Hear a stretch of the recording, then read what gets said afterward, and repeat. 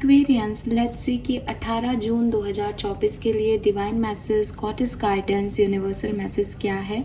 आज यूनिवर्स आपसे क्या कहना चाहते हैं, आज के दिन आपको किस तरीके से दिन को बिताना चाहिए और क्या सब करना चाहिए अपनी लाइफ में। अगर आप किसी पर्टिकुलर सिचुएशन में है तो उससे निकलने का क्या तरीका है, कोई भी गाइडेंस आपको इस रीडिंग में आज मिल सकता है। तो स्टार्ट करते हैं रीडिंग, देखते हैं 18 जून 2024 के लिए यूनिवर्सल मैसेज एक्वेरियंस के लिए क्या है। Please universe, please divine power, please spirit guides, please give me the accurate message which are in our higher goods. Thank you so much. Alright.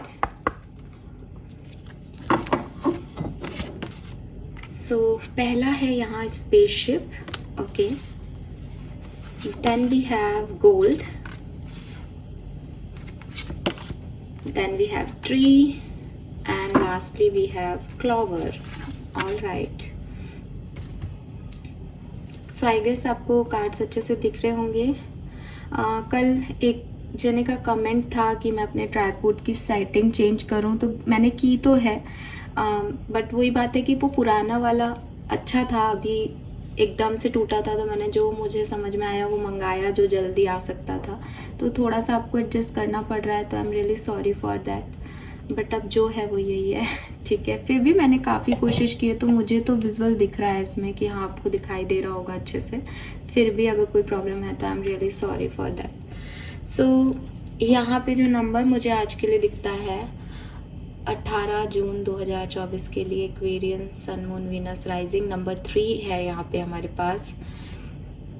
Number 8 की भी ऊर्जा है, 8 और 3 नंबर है। और अगर हम कलर की बात करते हैं, ऑरेंज कलर आज के दिन मुझे दिखता है, ठीक है। तो यहाँ पे कार्ड्स के जो नंबर हैं वो है नंबर 7, नंबर 9, नंबर 3 नंबर तो मैंने भी आपको दे दिया। यहाँ पे भी 21 और 3 है। एज ग्रुप 21, 18, 36, 43 हो सकता है। 18, 21, 7, 9 ये आपके डेट ऑफ बर्थ हो सकते हैं। ऑरेंज कलर तो मैंने आपको बताया भी है, लेकिन इसके अलावा मुझे ग्रीन कलर भी यहाँ पे इन कार्ड से ग्रीन कलर उभर के आ रहा है मेरी तरफ, तो मैं उसको भी आपको बताना चाहूँगी। ज़रूरी नहीं है कि आप ग्रीन कलर का कुछ पहने या अपने पास रखें, बट ग्रीन कलर की ऊर्जा प्रोस्पैरिटी को भी डिनोट करती है, तो हो सकता है कि ये मुझे प्रोस्पैरिटी के बारे में बता रहा है, ये मुझे आप नेचर की तरफ अट्रैक्ट हो रहे हो ये बता रहा है, ये कुछ भी हो सकता है, बट एक ग्रीन ऊर्जा भी यहाँ पे है, ठीक है।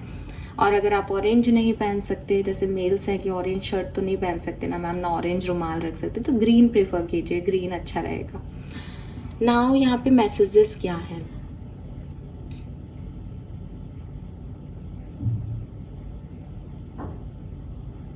ओके।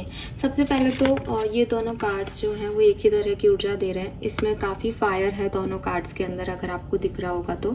यहाँ पे भी आग लगी हुई है, यहाँ पे भी ये पेड़ जो है वो बर्न हो रहा है, तो कुछ निकल रहा है, कुछ ख़त्म हो रहा है, कोई एंडिंग हो रही है या हो चुकी है।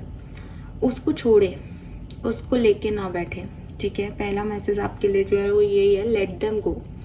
आप इसको अपने पास बचा के रख रहे हैं अभी तक, पास्ट एनर्जीज को, और ये आपको धीरे धीरे धीरे धीरे आपकी ऊर्जाओं को नष्ट कर रहा है। तो अगर आप किसी ऐसी सिचुएशन में हैं जहाँ कोई गिल्ट लिए हुए हैं, तो उस गिल्ट को रिलीज करें, या फिर कुछ चीज़ें हैं, कुछ लोग हैं, कुछ परिस्थितियाँ हैं जो जा चुकी हैं ज़िंदगी से, तो उन्हें लेट गो करें, उन्हें रोके नहीं। आप रोकने के प्रयास में ये नहीं समझ पा रहे कि आप उन्हें जितना होल्ड कर रहे हो उतना ही आपके लिए नुकसानदायक होती जा रही है सिचुएशन। मैं एक जनरल सी एडवाइस सभी स्पेशली फीमेल्स को मैंने देती हूँ ये, क्योंकि जनरली मेरे पास फीमेल्स आती हैं, वो बहुत इमोशनल होती हैं। और मैं ये नहीं कहती कि मेल नहीं होगा, आप जो सुन रहे हैं आप मेल हो सकते हैं, बट मैं एक जो बात मैं शेयर कर रही हूँ वो फीमेल से रिलेटेड है, मेरे पास फीमेल्स का एक्सपीरियंस है, तो मैं वो आपको बता रही हूँ कि कई फीमेल्स होती हैं जो किसी रिलेशनशिप में आती हैं, उसके बाद उस चीज़ से निकल नहीं पाती। उन्हें लगता है कि उनके पार्टनर आएंगे, उनके पार्टनर सॉरी मांग लेंगे, उनके पार्टनर सब कुछ बदल देंगे, उनके पार्टनर उनके साथ ये चीटिंग नहीं कर सकते, उन्होंने सब कुछ उस सिचुएशन में प्रोवाइड किया है, उन्होंने सब कुछ किया है, तो वो उस चीज़ से निकल ही नहीं पाती है। और मैं उनको यही बात कहती हूँ कि अब साल 1.5 साल होने वाला है, अगर आपके पार्टनर आपके पास आने होते तो वो अब तक आ जाते। और सपोज़ कीजिए कि वो पर्सन अब आए आपके पास, 1-1.5 साल बाद आए वो आपके पास, तो इस 1-1.5 साल में उसने अपनी ज़िंदगी जी है। यानी अब आपके और उनके बीच में पहले भी बहुत अच्छी नहीं बन रही थी, इसीलिए आप अलग हुए, और अब आपके और उनके बीच में एक साल का गैप, और उस 1 साल में जो जो काम हुए हैं आपके पार्टनर से, क्योंकि तब तो वो फ्री थे ना, और आपसे, आप तो चलो रो रहे हो, आप तो परेशान हो, तो आप तो आगे बढ़ नहीं पाए, लेकिन आपके पर्सन ने तो कोशिश की है, वरना तो कोई भी 1 साल तक दूर नहीं रह पाता। तो क्या आप उन चीज़ों को माफ़ कर पाओगे? क्या आप उन्हें लेट गो कर पाओगे? मतलब एक तो आपसे ये सिचुएशन लेट गो नहीं हो रही कि वो आ नहीं रहे, ऊपर से अब वो इतना टाइम ड्यूरेशन बीत गया है कि उस पर्सन ने अपनी एक दूसरी दुनिया स्टार्ट कर ली, दूसरी तरीके से वो जीने लग गया, और अब आप चाहते हो कि वो पलट के आए, और मान लो वो आपकी मैनिफेस्टेशन से पलट के आता भी है, तो क्या आप उसकी दूसरी दुनिया को बर्दाश्त कर लोगे आज के टाइम में? आप में वो कैपेबिलिटीज़ हैं कि जब आप लोग वापस से साथ आओगे और वो नॉर्मली बताएगा कि अरे जब तुम नहीं थे तब मुझे फलाना व्यक्ति मिला था, तो मैंने उससे बात की, तो ये चीज़ें आप चला लोगे? तो आप क्या मैनिफेस्ट कर रहे हो? आप किस चीज़ के लिए रो रहे हो? Let them go. अगर कोई ज़िंदगी से जा रहा है और कोई आपकी वैल्यू नहीं कर रहा, वो व्यक्ति को नहीं उस चीज़ का नुकसान लग रहा कि वो आपको छोड़ के जा रहा है, वो उसके लिए कुछ प्रॉब्लम हो सकता है या वो गलत कर रहा है, देन लेट देम गो। ऐसे इंसान को रखने का, ऐसी परिस्थितियों को पकड़ के रखना है आपके लिए कहाँ से उचित है? आप एज ए ह्यूमन बीइंग, एक नॉर्मल इंडिविजुअल की तरह सोचें, ये चीज़ आपको कैसे कुछ भी दे सकती है। तो अगर आपके पर्सन कोई 8-10 दिन से आपसे बात नहीं कर रहे, 1 सप्ताह हुआ है, 1 महीना होने वाला है, देन इट्स गुड। तो ये ठीक है कि भाई इंसान है, लड़ाई हो गई, 2 ओपिनियन मैच नहीं की, बट मुझे लगता है कि शायद मैं 1 महीना भी बहुत ज़्यादा बोल रही हूँ, मैं इस चीज़ में बिलीव नहीं करती, फिर भी मैं मानती हूँ कि चलो भाई कुछ लोगों के ईगोज़ ऐसे होते होंगे जो महीने भर तक लगे रहें। अदरवाइज़ अगर जेन्युइन ट्रू लव है ना एक्वेरियस, और आप मेरे पे थोड़ा भी बिलीव करते हैं, 10 से 15 दिन, इससे ज़्यादा वो आपसे दूर नहीं रह पाएंगे, इससे ज़्यादा वो उस एनर्जीज़ के बिना नहीं रह पाएंगे जो आप लोगों की एनर्जीज़ हैं, जो आप लोगों की सोल महसूस करती है। ठीक है, अगर फिजिकल अट्रैक्शन है ना तो आदमी रह लेता है महीने भर तक, कि जब उसको नीड होगी हार्मोनली तब उसको लगेगा कि कुछ कमी है। लेकिन अगर सोल कनेक्शन है ना, तो सोल तो भाई हर दिन चाहती है उन एनर्जीज़ को जो उसको अच्छा फील कराती है। तो ऐसा नहीं हो सकता कि व्यक्ति आपसे इतने इतने महीनों तक दूर रहे, और अगर कोई है तो आप उसे लेट देम गो, बिकॉज वो अगर आ भी जाते हैं तो हो सकता है उसके आने पे आपको एक खुशी मिले कि फाइनली मैं जो चाहता था, जो मैं चाहती थी वो हो गया। लेकिन इतनी दूरियां आ चुकी होंगी आप लोगों के बीच में, और ये गैप ने इतना कुछ क्रिएट कर दिया होगा कि अब वो बात आ ही नहीं सकती रिश्ते में। तो इसको जाने देना ही आपकी भलाई है। मैं फिर भी, आप लोग कहेंगे कि मैम ऐसा नहीं होता, कई लोग 3-3, 6-6 महीनों के बाद पलट के आते हैं, वापस अच्छी ज़िंदगी जीते हैं। मैं उस चीज़ में बिलीव करती हूँ, ठीक है, you don't worry about it. मैं मानती हूँ कि ऐसा होता है, लेकिन ऐसा सिर्फ डिवाइन पार्टनर्स के साथ होता है, ऐसा सिर्फ लर्निंग एक्सपीरियंस में होता है। और ज़्यादातर ऐसे केसेस में अगर ये सोल कनेक्शन नहीं होते हैं, अगर ये कोई लर्निंग एक्सपीरियंस नहीं होता है, तो आप देखेंगे कि इन लोगों का कोई भविष्य साथ में नहीं लिखा जाता। ठीक है, एक बहुत बड़ा गैप आपकी ज़िंदगी में गैप लेके आता है, आपके प्यार में गैप लेके आता है। फिर भी अगर डेस्टिनी आपको मिलाना चाहती है तो वो मिलाएगी, बट उससे जो प्यार है, उसके जो जैसे कह लो आप परसेंटेज है, वो कम होता ही होता है। आप उन लोगों से बात कीजिएगा, वो आपको बताएंगे। ठीक है, सो यहाँ पे आपको मैं यही समझाना चाहूँगी, अगर ये कोई लव मैटर है तो। लेकिन अगर ये कोई ऐसी सिचुएशन है, कोई फैमिली प्रॉब्लम है, कोई प्रोफेशनल लाइफ में आपकी सिचुएशन ऐसी है जहाँ पे कोई नौकरी आपके हाथ से चली गई है, कोई परिवार का सदस्य अब आपके साथ नहीं रहा है, तो भी आप उन चीज़ों को लेट गो करें, क्योंकि आप इस गिल्ट को लेके नहीं बैठे रह सकते कि आपसे कुछ गलती हो गई या आप उस समय कुछ और कर सकते थे। कहने का मतलब सिर्फ इतना है कि अगर आपसे गलतियां हो भी गई हैं तो प्रयास सिर्फ उस सिचुएशन तक किए जा सकते थे। अब अगर वो लोग हैं ही नहीं, अब अगर वो परिस्थितियां हैं ही नहीं, तो आपके प्रयास या आपके प्रयासों का दुख मनाना, ना प्रयास करने का दुख मनाना, दोनों का ही कोई तुक नहीं है। आप सिर्फ अपनी एनर्जीज को वहाँ वेस्ट कर रहे हैं। आप इस एपिसोड से एक लर्निंग लें। आप अपने आप को टॉर्चर करके अपने आप को कोई सज़ा नहीं दे सकते। आप बस माफ़ी मांग सकते हैं। अपने आप को माफ़ करिए, उनसे माफ़ी मांगिए जिनके लिए आप गलत हो गए जाने अनजाने में, और आगे बढ़िए। ठीक है, आपकी माफ़ी से अगर वो परिस्थितियाँ लौट के आती हैं देन अप्रिशिएट इट, क्योंकि फिर इस चीज़ को हमेशा के लिए याद रखिए, इस चीज़ को भूलिएगा मत। बिकॉज मैं ऐसे देखती हूँ कि लोग रियलाइज़ करते हैं गलती को, माफ़ी मांगते हैं और फिर दोबारा सेम गलती करते हैं। ठीक है, तो अगर आप सेम गलती करने वाले लोगों में से हैं देन प्लीज़ थोड़ा रुक जाओ। क्या पता आपको सिर्फ उस अकेलेपन में गिल्ट हो रहा हो, जब वो लोग वापस आ जाएं आप वापस से वही करने लग जाओ। तो सिचुएशंस को पहले अंडरस्टैंड कर लो। अगर आपको फिर भी लगता है नहीं हमें रियलाइजेशन हुआ है और इस बार जेन्युइन रियलाइजेशन है, आप माफ़ी मांगो। और सामने वाला आपको क्या सज़ा दे रहा है, उसके बदले माफ़ी दे रहा है या नहीं दे रहा है, ये उसके ऊपर छोड़ दो। अगर वो माफ़ी देता है देन अपना 100% उस आत्मा को दो, ताकि आपकी जो भी सज़ा है वो कम हो सके। अगर आपको माफ़ी नहीं मिल रही तो भी अपना किसी आत्मा के लिए कुछ करने के लिए ज़रूरी नहीं है कि आप उसके सामने जाके खड़े हों।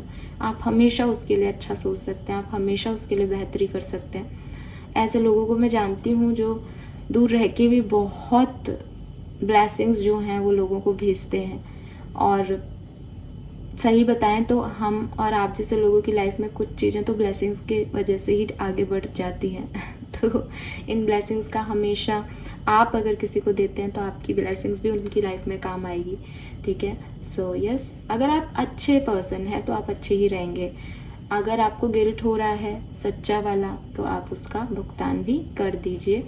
अगर आपको सिर्फ अकेलापन खा रहा है कि अरे मेरी वजह से मेरे पास अब ये नहीं रहा, मैं अब अकेला क्या करूँगा या अकेली क्या करूँगी, तो यार प्लीज़ इससे आप दूसरी आत्माओं को भटकाओ मत। ठीक है, छोड़ो इन सब चीज़ों को, लेट गो करना सीखें। अटैचमेंट्स में कुछ भी नहीं रखा है।